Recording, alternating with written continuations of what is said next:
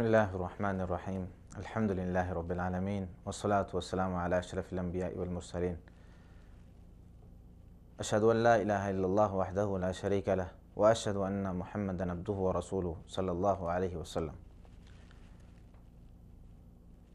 ناظرین، علم سے انسان دنیا میں اور آخرت میں سرخرو ہو سکتا ہے۔ علم ایک عزت ہے، علم ایک راحت ہے۔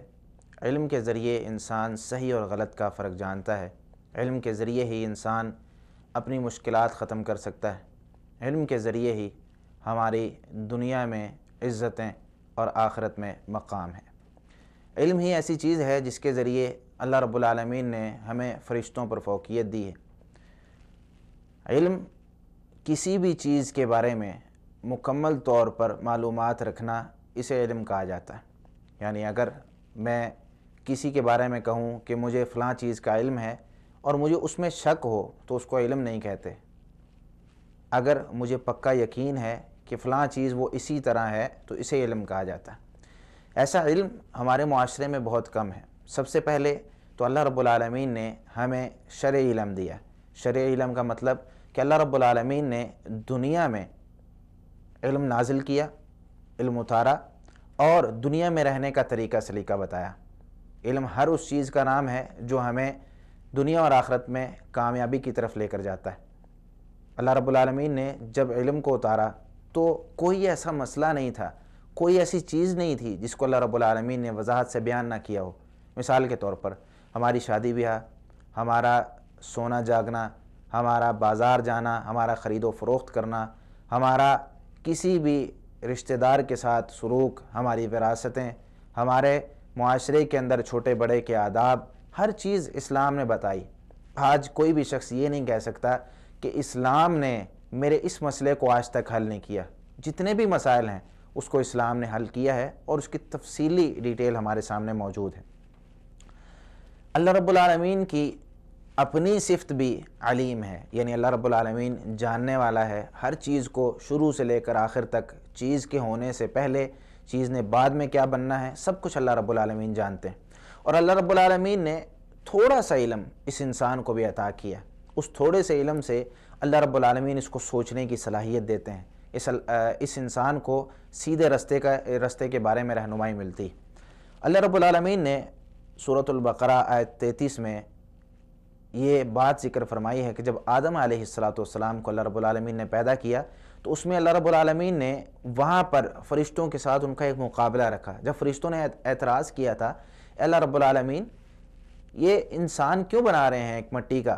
ہم موجود ہیں، ہم آپ کی تسبیحات بیان کریں گے، آپ کی حمد بیان کریں گے، ہم موجود ہیں۔ اللہ رب العالمین نے وہاں پر پھر ان کی فوقیت، یعنی انسانوں کی فوقیت فرشتوں پر دینے کے لیے وہاں پر سب سے پہلا مقابلہ علم کے ذریعے کروایا اور فرشتوں کو کہا کہ ان ناموں کے بارے میں، یہ جو چیزیں پڑی ہوئی ہیں سامنے، ان ناموں کے بارے میں خبر دیجئے، کیا بنایا ہے میں نے، کیا چیز ہے یہ؟ تو فرشتے وہاں پر اس چیز سے عاجز آ گئے۔ اللہ رب العالمین نے آدم علیہ السلام کو ان چیزوں کے نام سکھائے تھے اور بتایا تھا کہ یہ چیزیں ہیں، ان کے یہ نام ہیں۔ اللہ رب العالمین نے علم کے بہت سے فوائد نبی کریم صلی اللہ علیہ وسلم کی زبانی بھی ذکر کیے ہیں اور آپ صلی اللہ علیہ وسلم نے خود بھی اللہ رب العالمین کے حکم سے ان فوائد کو ذکر کیا ہے۔ جس طرح کہ سیدنا ابو ہریرہ رضی اللہ تعالیٰ عنہ کی روایت ہے، بے شک رسول اللہ صلی اللہ علیہ وسلم نے فرمایا، صحیح مسلم کی حدیث ہے 1631، آپ صلی اللہ علیہ وسلم ارشاد فرماتے ہیں، اذا مات الانسان انقطع عنہ عملہ الا من ثلاثہ، جب انسان مر جاتا ہے اس کے سارے عمل ختم ہو جاتے ہیں، کوئی بھی عمل اس کے ساتھ نہیں جاتا۔ ہاں، 3 اعمال ایسے ہیں جس کا اس کو اجر ملتا رہتا ہے، قیامت تک اس کو اس کا اجر ملتا رہے گا۔ کون کون سے؟ صدقۃ جاریہ، صدقہ جاریہ۔ یہ انسان اگر دنیا میں کوئی صدقہ جاریہ، کہیں بس اسٹاپ بنا دیا مسلمانوں کے فائدے کے لیے، کہیں نلکا لگوا دیا، کوئی کتابیں خرید دی، کوئی مسجد بنوا دی، کوئی پنکھا لگوا دیا، جب تک یہ چیزیں چل رہی ہیں اس کا اجر ملتا رہتا ہے۔ دوسرا، او علم ينتفع به، یہ ایسا علم جس سے فائدہ حاصل کیا جا رہا ہے، یعنی اسے ایک چیز کا علم تھا اور اس نے دوسروں کو سکھا دیا۔ مثال کے طور پر اس نے قرآن میں پڑھا تھا اللہ رب العالمین کے ساتھ شرک نہیں کرنا، اللہ رب العالمین کی توحید کے بارے میں اس نے قرآن کا ترجمہ پڑھا۔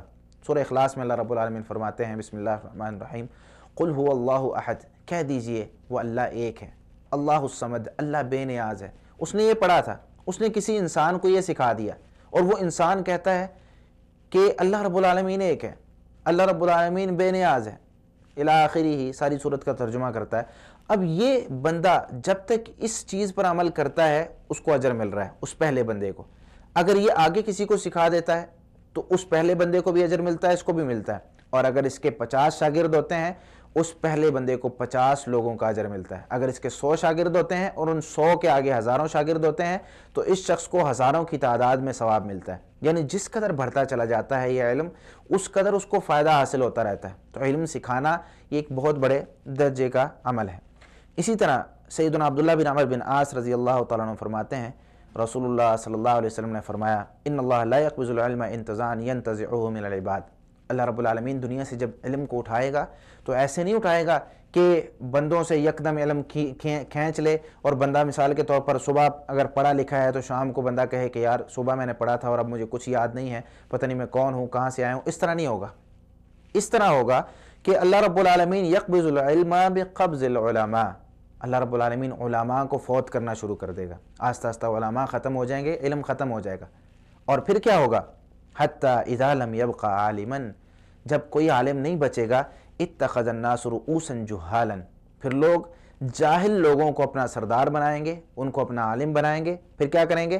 فسألوا یا فسئلوا فافتوا بغیر علم فضلوا واضلوا، ان سے سوال کیا جائے گا، بغیر علم کے فتوے دیں گے، خود بھی گمراہ ہوں گے، لوگوں کو بھی گمراہ کریں گے۔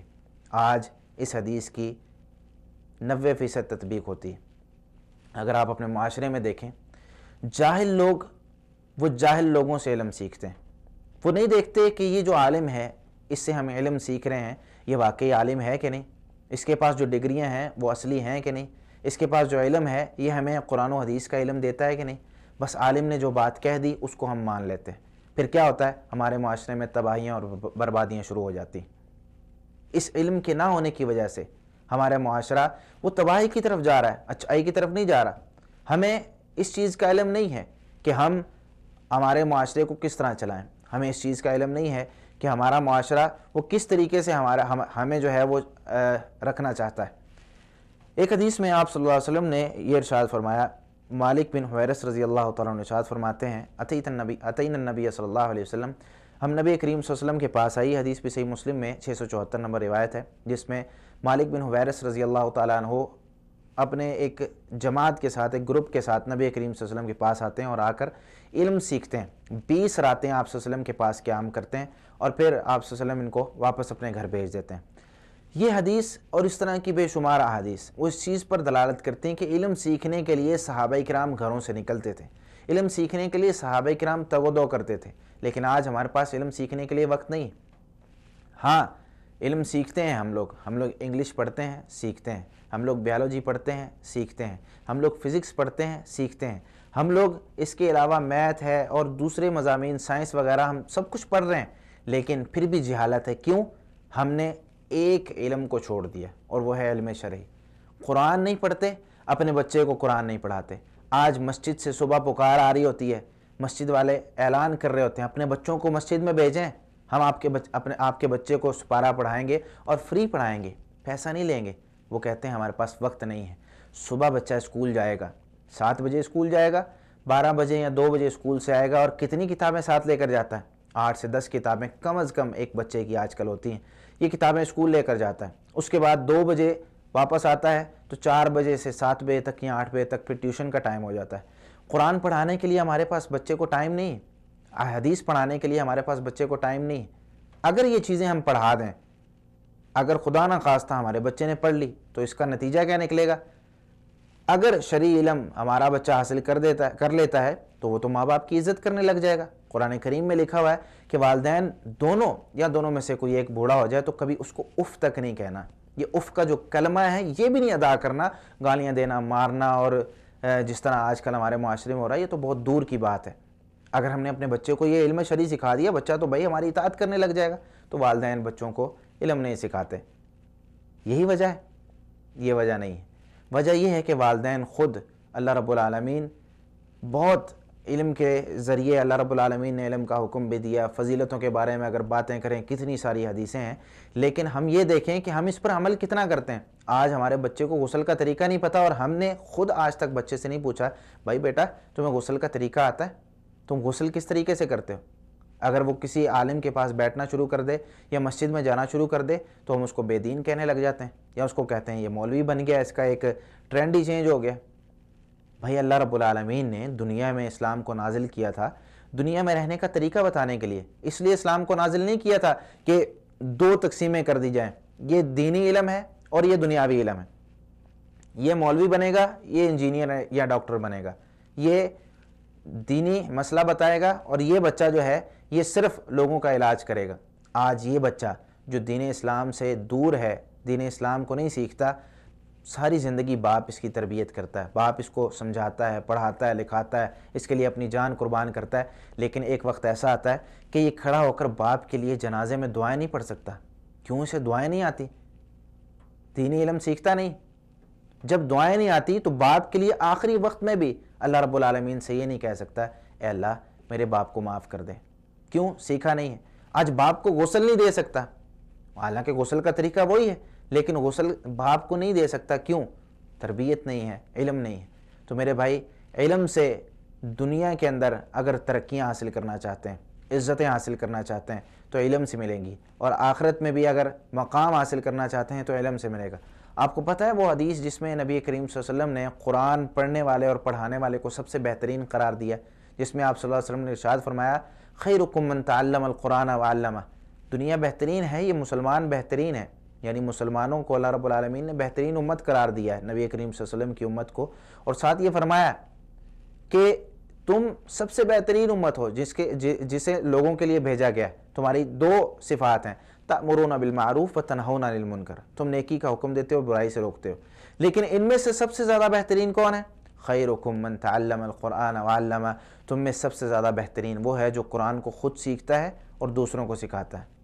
یہ تھے صحابہ کرام جو کہ باریاں مختص کرتے تھے۔ عمر رضی اللہ تعالیٰ عنہ کے قصے آپ نے پڑھے ہوں گے، عمر رضی اللہ تعالیٰ عنہ مصروفیت کی وجہ سے اور دوری کی وجہ سے نہیں جا سکتے تھے، تو اپنے پڑوسی کو بھیجتے تھے کہ ایک دن تم جاؤ، جو سن کر آؤ نبی کریم صلی اللہ علیہ وسلم سے آ کر مجھے بتاؤ۔ پھر ایک دن عمر رضی اللہ تعالیٰ عنہ جاتے تھے، جو سنتے تھے پھر وہ عمر رضی اللہ تعالیٰ عنہ کو بتاتے تھے۔ علم کے لیے باریاں لگی ہوئی ہیں۔ صحابہ کرام ایک حدیث کے لیے 1 مہینے تک گھوڑے پر سفر کرتے تھے، صرف ایک حدیث کے لیے۔ آج ہمارے پاس ہر لحاظ سے علم وافر ہے، اگر ہم علم حاصل کرنا چاہیں گھر بیٹھے علم حاصل کر سکتے ہیں۔ لوگ کہہ رہے ہیں کہ فری آپ کو علم دینا ہے، لیکن ہم مسجدوں کی طرف نہیں آتے، ہم درس نہیں سنتے، ہم قرآن و حدیث کی تعلیم حاصل نہیں کرتے۔ قرآن کے ترجمے ہر زبان میں وافر ہیں۔ آج ہمارا موبائل، ہماری ٹیبلٹ، ہمارا لیپ ٹاپ کسی جگہ بھی ہم رکھ کے پڑھ سکتے ہیں، قرآن کریم کا ترجمہ وافر ہے۔ ہماری زبان میں انگلش آتی ہے انگلش میں پڑھیں، عربی آتی ہے عربی میں پڑھیں، فارسی آتی ہے فارسی میں پڑھیں، اردو آتی ہے اردو میں پڑھیں، کسی بھی زبان میں ترجمہ موجود ہے، لیکن پڑھنے والے موجود نہیں ہیں۔ آج ان کتابوں کے شہر میں کتابوں کے ڈھیر لگے ہوئے ہیں، ہر جگہ پر مکتبات آپ کو ملیں گے، گھروں میں کتابوں کے ڈھیر لگے ہوئے ہیں، لیکن کتابوں کے شہر میں علم کا قحط ہے، یعنی علم کسی کے پاس نہیں۔ تو ایسی صورتحال میں ہمیں دنیا میں آج دیکھیں، ہمارے مثال کے طور پر بڑی بڑی پوسٹوں پر جو مسلمانوں کو چاہ رہے ہیں، سیاستدان ہیں یا ہمارے بڑے بڑے شعبوں میں لوگ کام کر رہے ہیں، وہ لوگ کس طریقے سے، آج ان سے پوچھ لیا جائے بھائی سورہ اخلاص سنا دیں، سورہ اخلاص تو نہیں آتی۔ ہاں بھائی مسلمانوں کو اسلام نافذ کرنا ہے پاکستان میں، جی اسلام نافذ کرنا ہے، لیکن سورہ اخلاص نہیں آتی، اس کا ترجمہ نہیں آتا، سورہ فاتحہ نہیں آتی، اس کا ترجمہ نہیں آتا، نماز نہیں آتی، اس کا ترجمہ نہیں آتا۔ یہ ساری چیزیں آج ہمیں پتہ ہوگا کہ رشتہ داروں کو ان کا حق دینا ہے، کس طرح پتہ چلے گا؟ وہ علم کے ذریعے۔ آج بہن کو وراثت دینی ہے، کس طرح پتہ چلے گا؟ علم کے ذریعے۔ ماں باپ کی عزت کرنی ہے، کیسے پتہ چلے گا؟ علم کے ذریعے۔ آج ہر چیز وہ علم کے اندر پنہا ہے۔ اگر علم حاصل کریں گے تو ترقی یافتہ بنیں گے، ترقی یافتہ ملک بنے گا، اور اگر علم نہیں حاصل کریں گے تو ذلت، رسوائی ہمارے ویسے ہی قدم چوم رہی ہے، اور شاید آگے جا کر ہمارے بچے وہ ہمیں پہچاننے سے انکار کر دیں، کیونکہ جس طریقے سے ہمارا معاشرہ اس طرف جا رہا ہے تو وہاں پر علم کی بہت کمی۔ اللہ رب العالمین ہمیں علم حاصل کرنے کی توفیق عطا فرمائے، اور اپنے بچوں کو علم کے لیے، دینی علم کے لیے کچھ نہ کچھ وقت ضرور دیں۔ اللہ رب العالمین ہم سب کو اسلام سمجھ کر عمل کرنے کی توفیق عطا فرمائے، اور صحیح معنوں میں جو علم ہے اس کو حاصل کرنے کی توفیق عطا فرمائے۔ وما علیہ الا البلاغ المبین۔ السلام علیکم ورحمۃ اللہ وبرکاتہ۔